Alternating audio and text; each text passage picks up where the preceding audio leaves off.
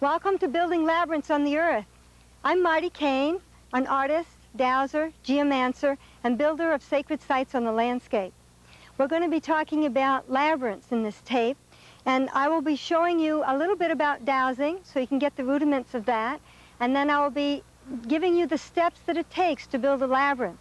I also want to introduce you to a number of my friends who have been spending years investigating and playing on and discovering what this ancient sacred form is all about.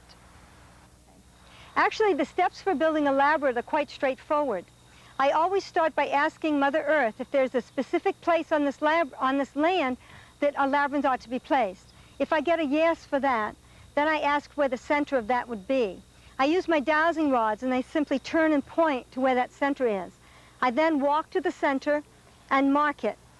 From that point, I turn 360 degrees around, looking to find where the entrance to the labyrinth will be.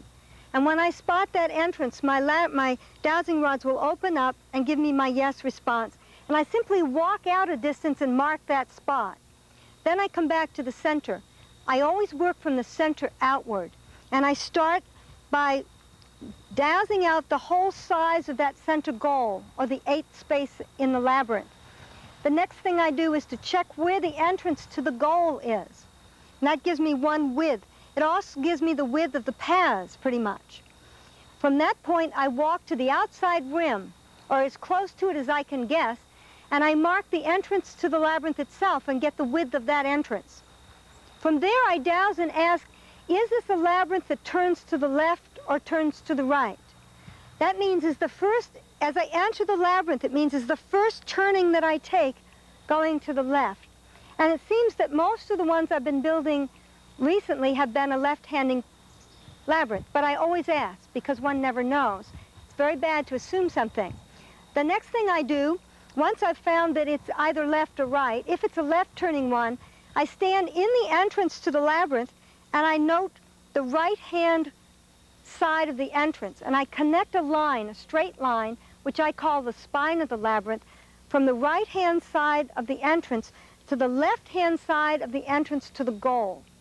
Once that is marked in a perfectly straight line, then we simply go to center and start dowsing out the rings.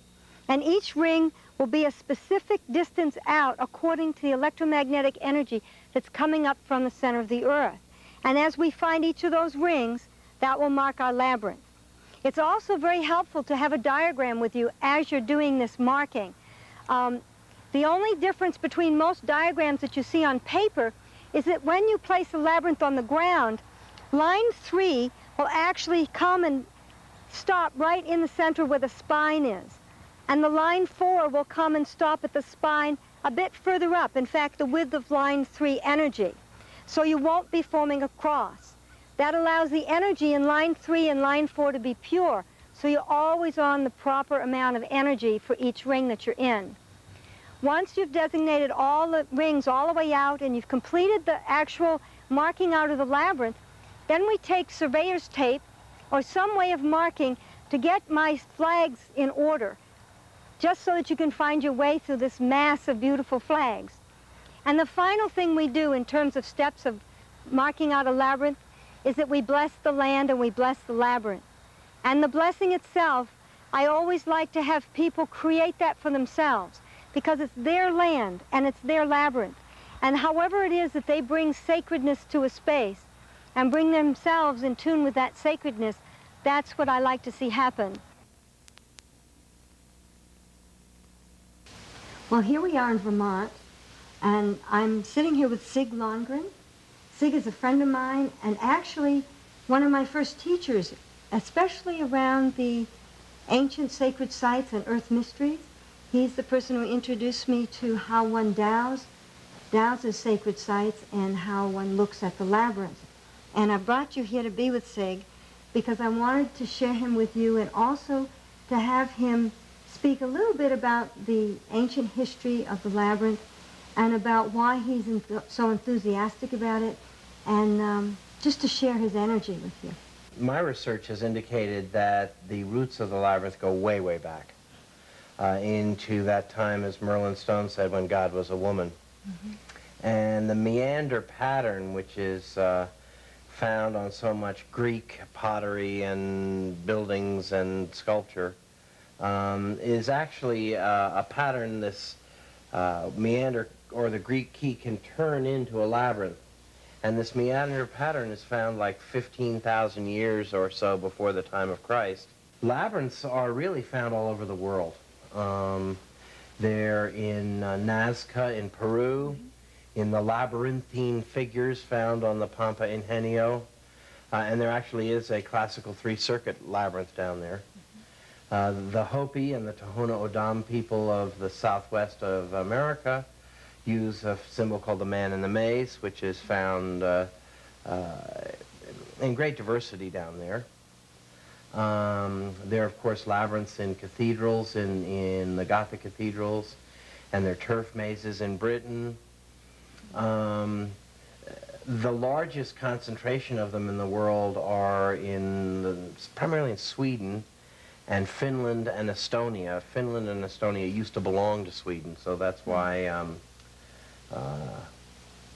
they're there. And they were used up until the beginning of this century by fishermen to ensure a good catch and good wind, and they were also used to catch the trolls, the Swedish leprechauns.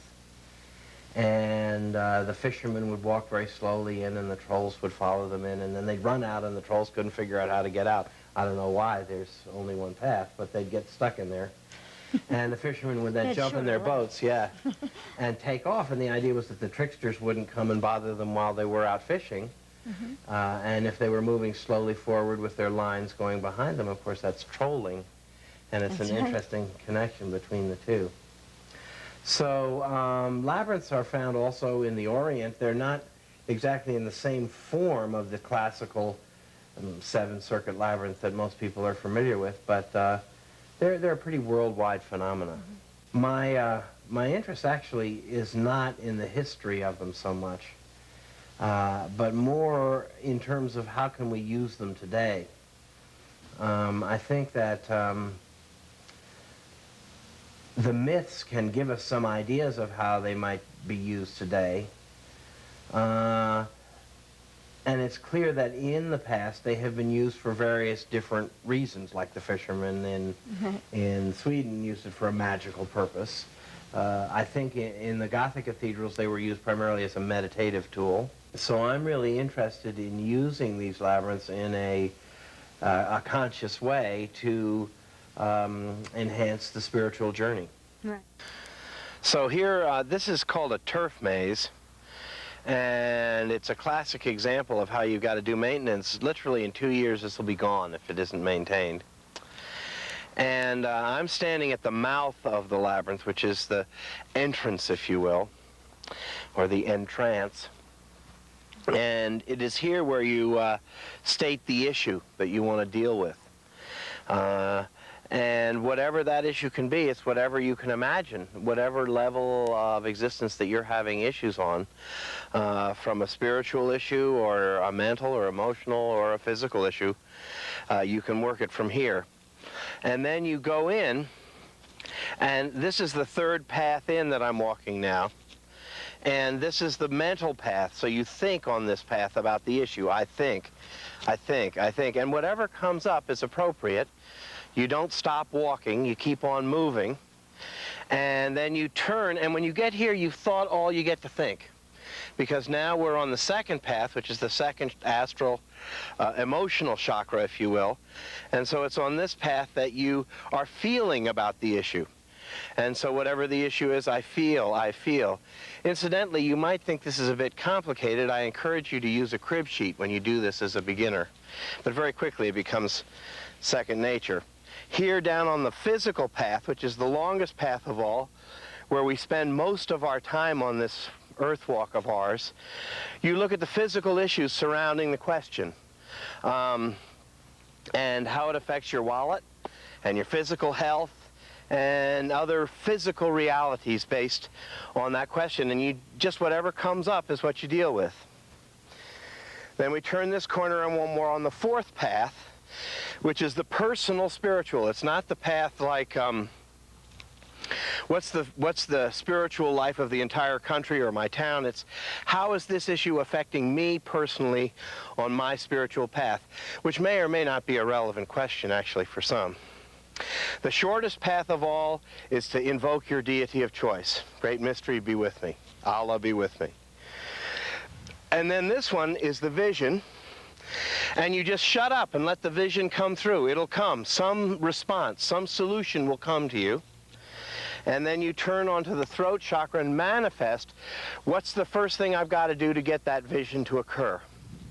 So there's no thinking involved here. It's just what comes is what's important. And then you walk into the spot of no thing. And you stay here until something happens. When you walk out again, and this is checking it out. This is the other side of getting a message. And you look at, in this one, what's the first step I've got to take? Just look at it again. Don't judge it. And what's this vision I've had as a solution to the problem or opportunity that you are working with? And then you give thanks to your deity of choice here on this short path. And then you look and see, how is this solution with this first step, how is this going to affect my personal spiritual life? How's it going to impinge on that, and what will it do with that? And down to the physical level, which again is the longest one of all, and you just work with, well, okay, if I use this solution that has come to me, what does that mean? Is it going to cost me this? Will it mean issues around my health? Will it improve or not improve? Those kinds of possibilities. And here we are in the emotional. How does it feel? How do you feel about this particular solution? Do your guts tell you this is a good one? Do you saying, oh, I'm not sure I like that? The feeling, the emotional impact of the solution is what's worked on this particular path. And then last but not least is thinking. Once again, you turn to your left brain, and what do you think about the solution? Does it think right? Is it logical? Is it going to work? Is there a chance of success from a logical point of view? So you've worked it through on all the levels again, and then at the mouth, you give thanks to the labyrinth for having walked it. I usually turn around this way and walk off. I would say it took 4 or 5 of us a couple half days to build this. Yeah. You just lay it out with string and then you cut it out with a shovel. Mm-hmm. I have a tiny little mantis rototiller that I run along the trail. It's great. That's great. Yeah, it beats. Yeah. Otherwise, you're weeding 3 or 4 days a year. Yeah. And really devoting an afternoon to getting all the weeds out. Right. It is a maintenance issue, and that's something that you must be aware of as you go into building a labyrinth, that you must maintain it, and as you say, Marty, you got to walk it. Yeah. Keep the energies churning. I kind of look at this as there's a Welsh goddess by the name of Caradwen, mm-hmm. who has a cauldron. The Grail legends were many based on her, and on her cauldron, some feel. And I think of it as the stirring pattern for her magical cauldron. Right. And certainly if I ever have to stir stuff, I try to do it in that particular pattern. I've always thought of it as a form of alchemy.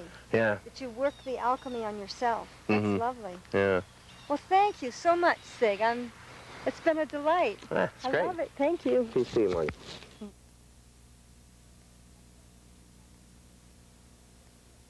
I brought you to Lyman, Maine to visit with Jill and Ken Lee. Last May, we put this labyrinth in, and we'll be walking it and talking more about it. But I wanted you to meet them because they've shared with me some pretty wonderful experiences from having had the labyrinth on their land.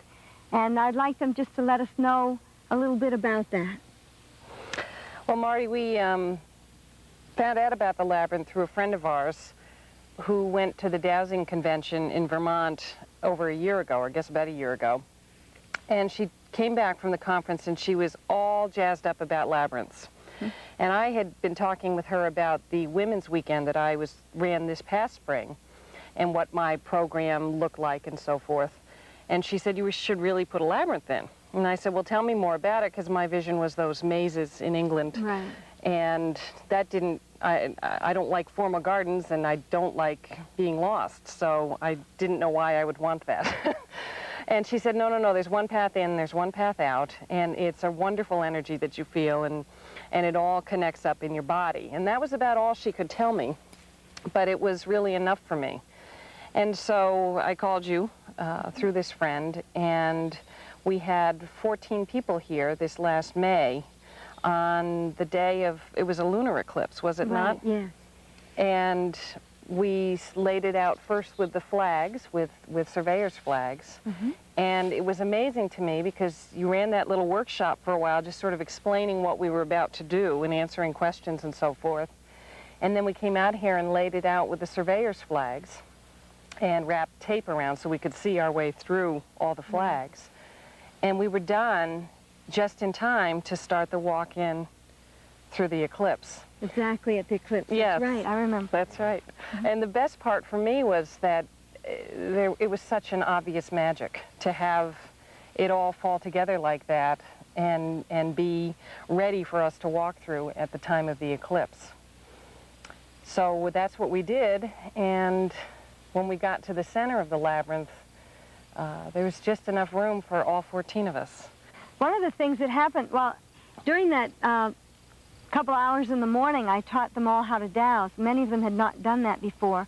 And dowsing is a way of using your intuition and getting a read back on just where things ought to be. So they actually helped me with marking it out. And it went much faster than normal to lay out a labyrinth. I think we did it in less than 2 hours on the layout itself. And then during the blessing walk, as you mentioned, we just fit perfectly. All 14 of us made a perfect circle within the center of the labyrinth. And that just felt exquisite. It was amazing. Yeah. And then, of course, after that, we started dowsing the stones. We have a really large rock pile over there, and right back along the tree line here, there's all kinds of rocks from the field being developed and the stones pushed back. And I think one of the most magical things for me is that every stone in this labyrinth was asked whether or not it wanted to be part of the labyrinth.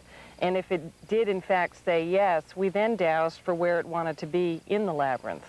So every stone is placed with the intention not only of the people involved, but of the stone itself. And we would like to have people report their experiences. Research ought to be done on this. Yeah, it really I think ought so, to, too. in terms of health and healing aspects of it. What is it about the labyrinth that's so compelling? Why does it grab you? Why did it grab me in 1987? Why did it grab Marty? I think one of the historical points, and clearly Sig Lonegren makes these points, is it's just found throughout the world in many different cultures at many different times. It's independently the Hopi Indian symbol of Earth. It is in Crete before Christ. The highest concentration is in Scandinavia there. And it probably goes back at least 5,000 years in the Mideast. And the obvious question would be, why do all these different societies and peoples come up with something the same, the seven-path classic labyrinth here? And it could be that there's something underneath it all, something common that they have found. In the same way that every society's come up with the notions of up, down, and sideways, which is basically talking about gravity.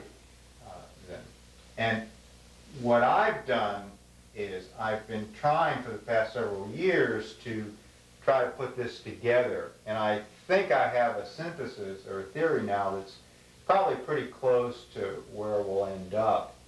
And it turns out that the basic idea is that the labyrinth is an example of what I call a discrete, paired, proportional spin system. If you look at the labyrinth, you'll see that it's paired.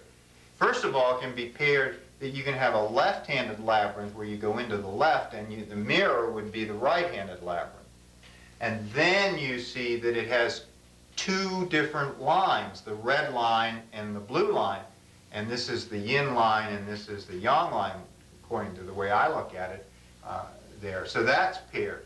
And then it's not quite apparent that there are two regions, and if you just draw the red line here without the black line, what you see is there's an outer region and an inner region, which would be paired, and then also there's a middle region which you can say is a region or it's the emptiness between, but we probably put the middle in there.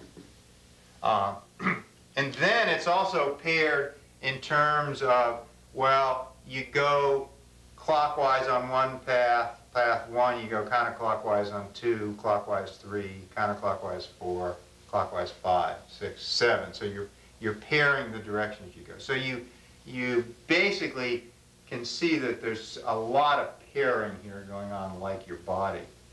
The other characteristic, let's go to the spin characteristic, is it has spin. It's left-handed or right-handed.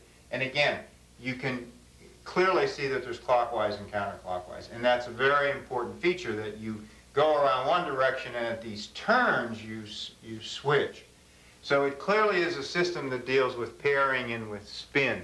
The other thing is discrete means it's not continuous and it's not smooth and you don't deal with close to. Meaning that you walk in right here and you may be close to the center, but there's a big difference from being here and being here.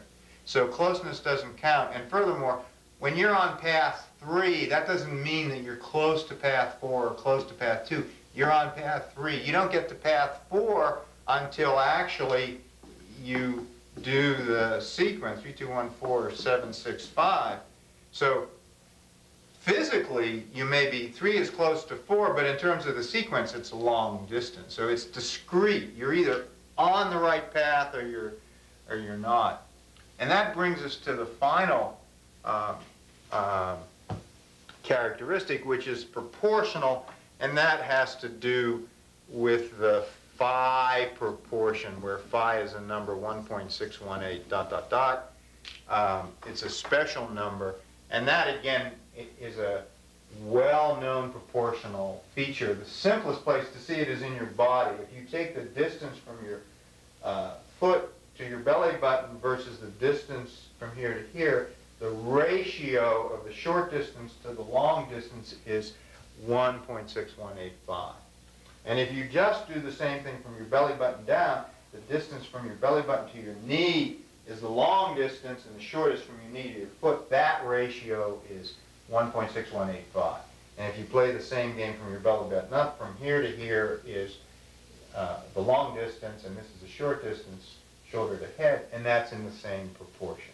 So your body is in the phi proportion, and Leonardo da Vinci knew this, a lot of artists know that, and that's the basis of Leonardo da Vinci's famous man drawing.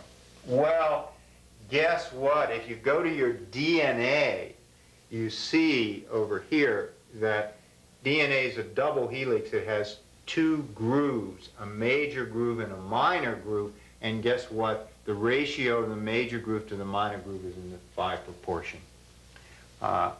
And DNA also is paired as a double helix, and DNA also has spin, so DNA is another example of a discrete paired proportional spin system.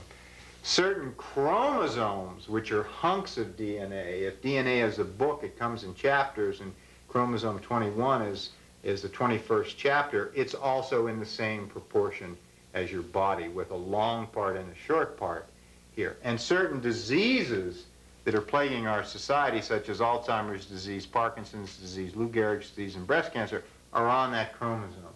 There's another chromosome that's also in the phi proportion, chromosome 22, which has a common form of leukemia on it.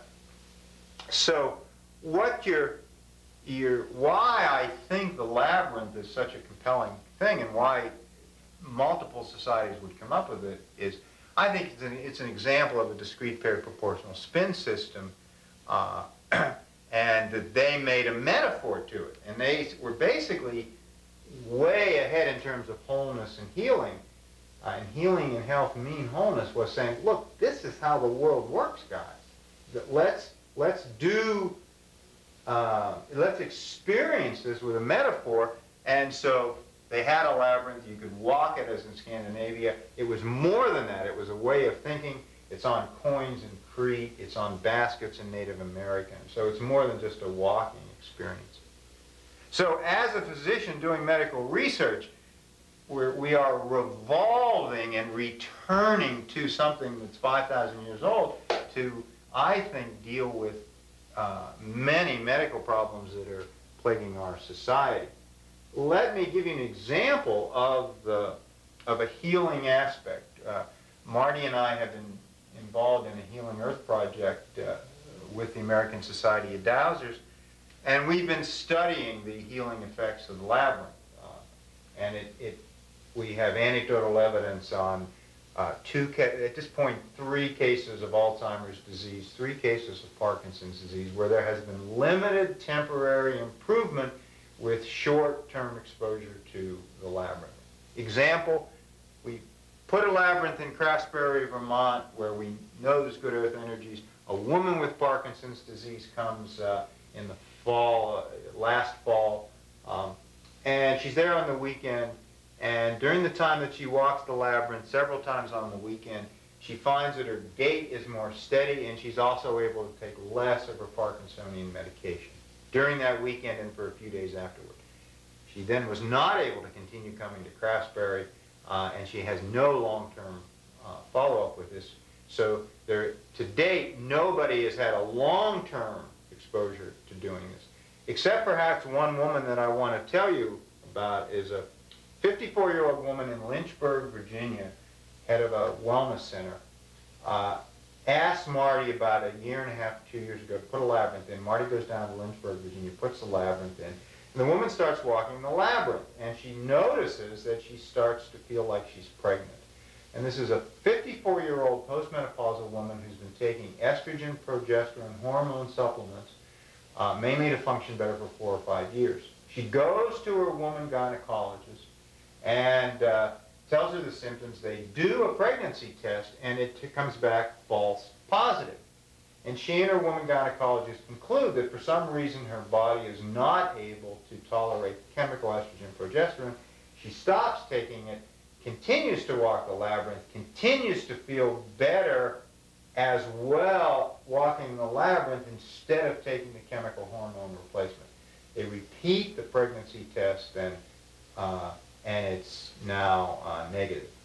And this is a very provocative single-case anecdotal report that you can perhaps access Earth energies and get the same vibration from the Earth as certain chemicals, in this case estrogen, progesterone, hormone replacement, by using a labyrinth, which is putting you into balance. And so the disease is dis-ease, and you're getting back into the balance. So that you're basically, from a medical point of view, saying, this is a metaphor of how your biology and maybe how the world works. If you experience that metaphor, you can put yourself back into balance and heal yourself and be whole. This is basically the idea. I mean, it's simple. And it may seem preposterous to us Western people that deal with chemicals and antibiotics, and we've gone down that path, and it doesn't seem to be working. And why would a 5,000-year-old metaphor work? Because it is a metaphor of a discrete periproportional spin system, which is what our bodies are, which is what our DNA is what Leonardo da Vinci knew, what Beethoven did in his Fifth Symphony, that this is how the world works, guys. So if you just go back and experience with this metaphor, it should work.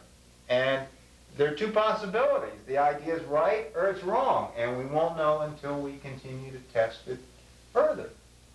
I'm betting it's going to work. So where do we stand with all this now? I mean, let's try to summarize it. Again, I'm looking at it from the point of view of a medical doctor who does research. You have 4 million people in our society with Alzheimer's, 1 million people have Parkinson's, 1 in 9 women are getting breast cancer, Lou Gehrig's disease. That's just the tip of the iceberg. There does not seem to be an effective medical strategy to deal with these problems. What do you have? You have a 5,000-year-old metaphor that's found throughout the world. And the idea is, can you use this metaphor to help deal with the problems that are plaguing our society. Now, and furthermore, if this is not far out in the sense you have a theory. You have a theory that says, all right, a lot of DNA is a paired proportional spin system. The labyrinth is a paired proportional spin system. Alzheimer's, Parkinson's, breast cancer, Lou Gehrig's are turning on and off genes on DNA. Can the theory of paired proportional spin systems be used to try to solve these problems? So you're not on a fishing expedition, you're not groping, you're trying to do this in a thoughtful way. There is clearly a need for more people to be involved, I think, to take this idea seriously. And the anecdotal evidence we have so far is suggestive that it'll work. So I think, I'm a serious medical researcher. I'm taking this very seriously, and I think other people should too. What do we have to lose? Nothing. Either Earth energies in the labyrinth are going to help or they're not. And you can determine this relatively easily within the next 1, 2, 3, 4, 5 years.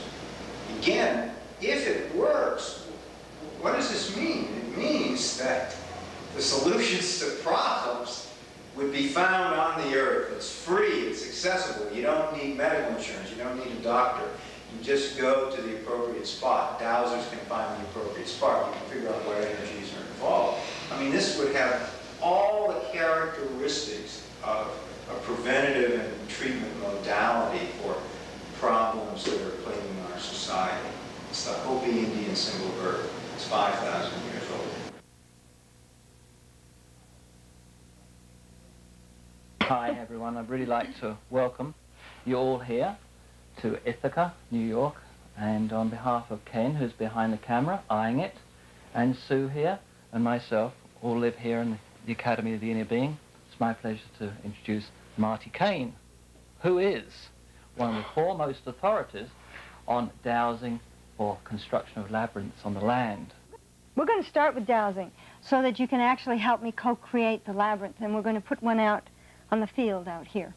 We've already discovered where the center of it will be, and I'll have you all check it out with me to make sure there's consensus about that. I'll teach you the tool of dowsing to begin with. How one uses the dowsing rods is that you hold them straight out in front of you. And they'll wiggle around a bit, especially if you haven't used them much. You want to keep your hands far enough apart so they don't touch. So it's just a comfortable resting, having them parallel to the ground. If they move a great deal, tip them down a little bit, let gravity help you to calm them, and then tip them back up until they're parallel. And that might calm them a bit. Okay? Now once they're there, what you need to do is establish your binary system. So ask what yes looks like for you. Just ask for a response for yes. Let it go as it starts to move. Just let them go. It says open, crossed, open, crossed, open, open, waiting, open, good, crossed. Now, if they're taking a little bit of time, don't try to will them to move. It's a request. So now that you've got a yes response. Is there a difference between the yes being crossed or... No, there's actually no difference. This is your binary code. If someone next to you has the opposite for yes, it's fine. That's their yes. Yours is yours. Once you get your yes, you keep that forever. You don't have to change it. Because if you start changing them around, you will never know just what the answers are you're getting. And you need to be very clear about this stuff. If it's at all foggy, you're going to get wrong answers and make assumptions, right? So now once you've got your yes, just kind of put them again in the search position. Good. And then ask for a no response. What does no look like for you? No one can really tell you for sure how it works, but I have a theory, so I'll give you my theory. And it seems to hold true for me for many areas in dowsing. And the theory is that what is doing the dowsing is actually your subtle self. And it's working through your subconscious, not your conscious mind. So you know you didn't move those things. You didn't consciously will them. You didn't make the answer happen. What you're doing with your conscious mind is making a request. Then you're setting it aside, and your subconscious mind then takes over and gives you first the binary code of yes and no, and then of questions that you're asking about, say, is there actually water on the moon? Well, I got a big no to that one.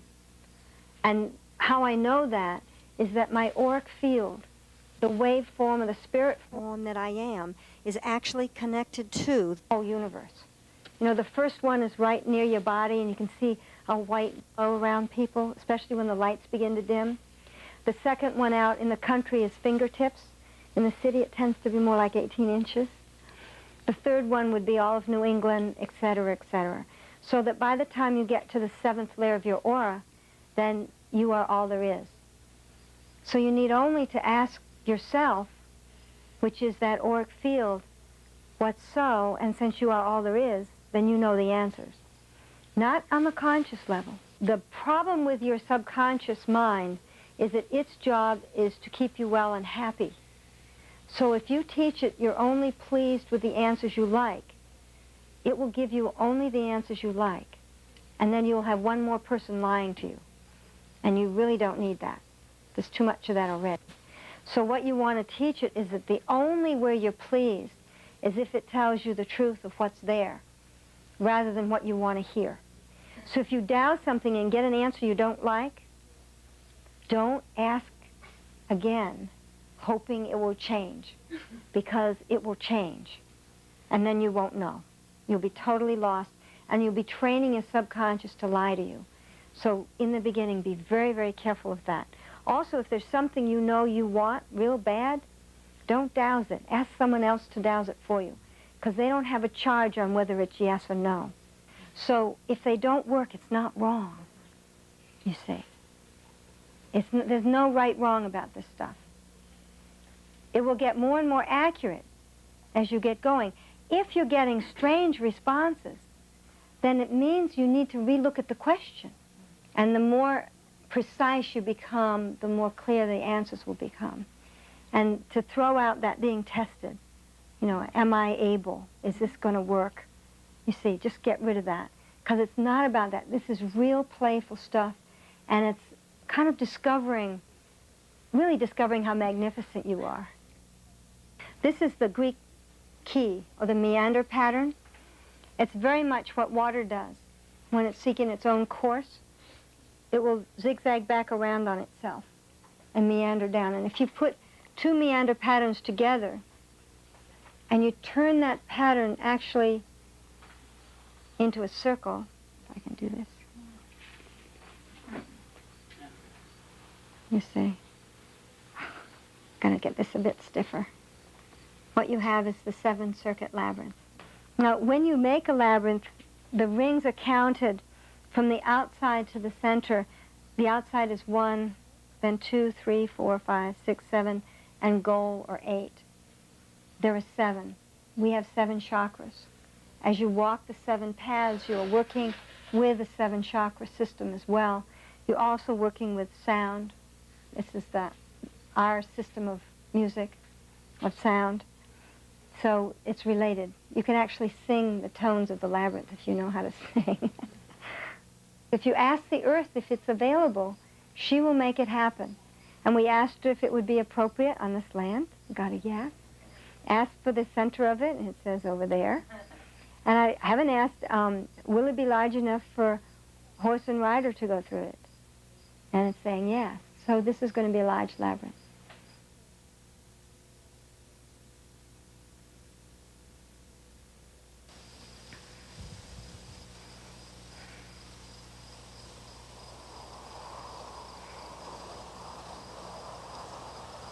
There you are, right there. Good. You're at the edge of the center. It's a big center. Okay? What I'm going to do is I'm going to walk out to the outside edge of the inner goal area.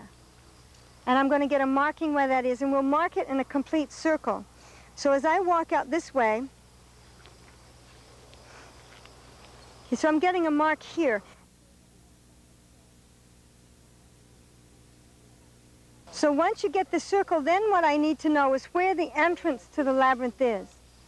And I want to know the most appropriate entrance for the use that this labyrinth will have over time.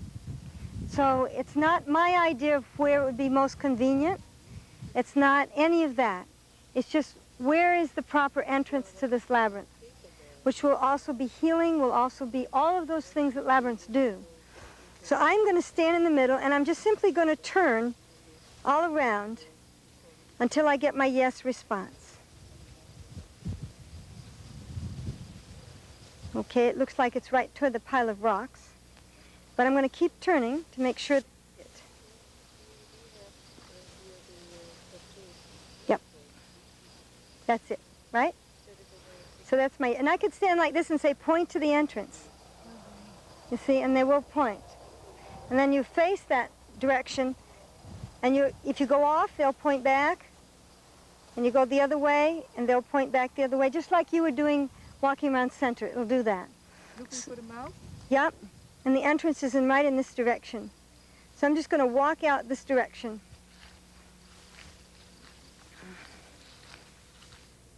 So now the next thing we need to do is find out where exactly on this inner ring is the opening into the goal.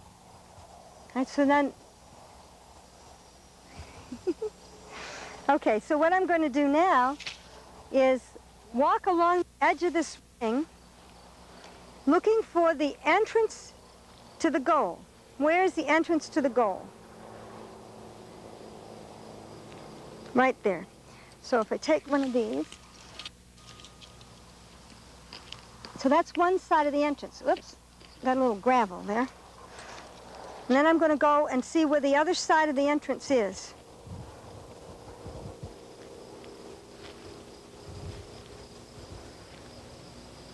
Right there.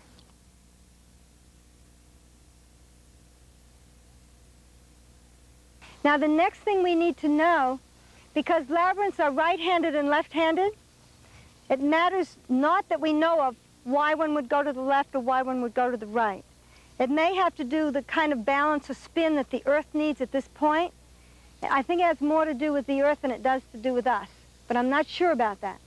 But I always ask which way the labyrinth is to turn, which means the first turning that you go into, line 3, do you turn left or right? So you might ask, is this a left-turning labyrinth?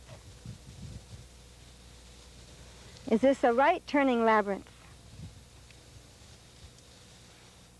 It's part of the fact that we've discovered it's a left-handed labyrinth. So what we do is we know we enter on the left-hand side of the core into the labyrinth, and we enter on the right-hand side of that core line into the goal. This is the ring, which is, let's see, 7, 6, 5. This is the 5th ring, and we're marking between 5 and 4 at this point. And has another one here. And people are practicing to see how far out we go with these rings.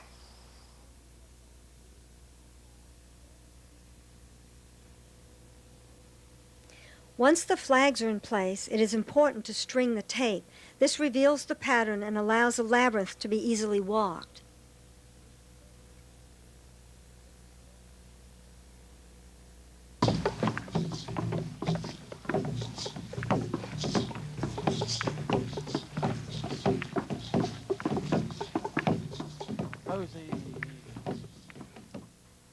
Now that you have your labyrinth, it's important to remember to continue to take care of it. Other people will be coming to walk it, and they will be bringing with them not only their joy, but also their sadness, and they'll be leaving some of that on the land. The earth can no longer transmute all of the things we leave on her, as she used to do. So it's up to us to be responsible for the thoughts we bring to our special sacred sites.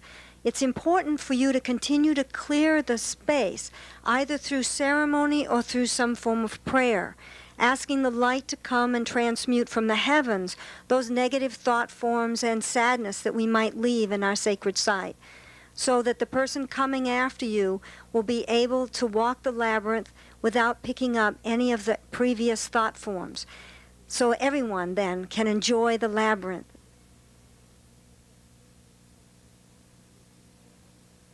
Well, here we are sitting in the Lee's garden with Linda Chance. Linda was one of the participants in the women's circle that we had in May last year.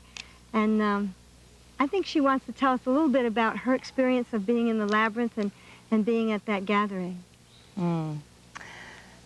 It was interesting because walking and doing different kinds of transformational things in the past for me, Marty, have been scary. Right. But that weekend was a very powerful and yet very comforting kind of weekend. And when you decided to lead us all to walk the labyrinth, that was the very, actually, beginning part of the weekend. Right. And I personally felt extremely safe. I felt like you had put a wing out and gathered us all under your wing, and we kind of walked down to the labyrinth. The original experience that I had when I was walking in the labyrinth, as I entered it, I felt a huge weight on my back. And we talked about that when we were doing our sharing. Right. I felt extremely heavy, and I just kept on with it, and shortly after I walked maybe another 30 or 40 feet, the weight disappeared. Since then, I haven't had any more physical things that have happened to me like that in the labyrinth. They've been much more emotional and spiritual.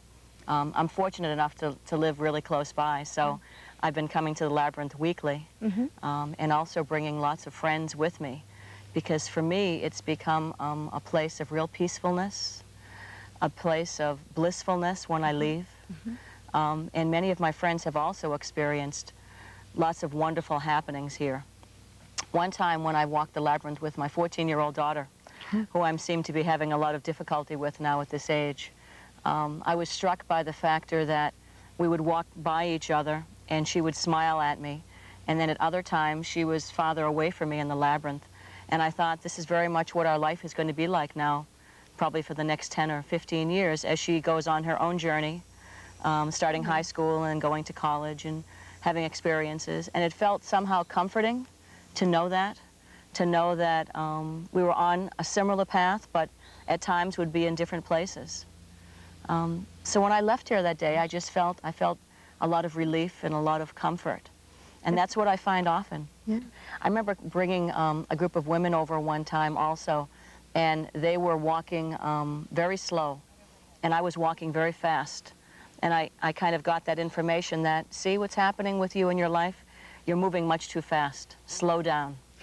A very simple message, and yet a very insightful one, that I had been very busy and that I needed to relax and slow down. And it was a really wonderful, kind of simple message that, pay attention. Now, over the next few weeks, I'm bringing another group of women to walk the labyrinth who also are wanting inspiration from their life, are wanting more insight. And as you told us during that workshop, it's really special to find a place that you can let go freely to either heaven or to earth, to let go of whatever the extra baggage is that you're carrying. Right. Well, I'm so pleased that you're using it. Right. Because every time you use it, you enhance it. Just your presence there brings something to it that it could not possibly have with anybody else. So thank you so much, and for sharing it, too. Thank you for building it for us. Yeah.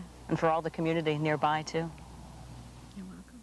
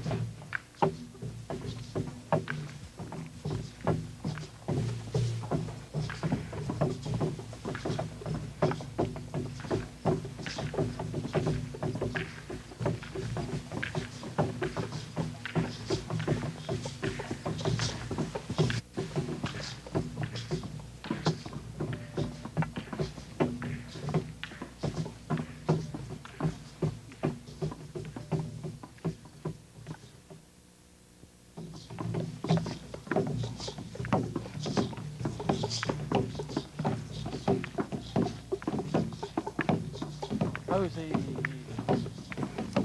I can do this.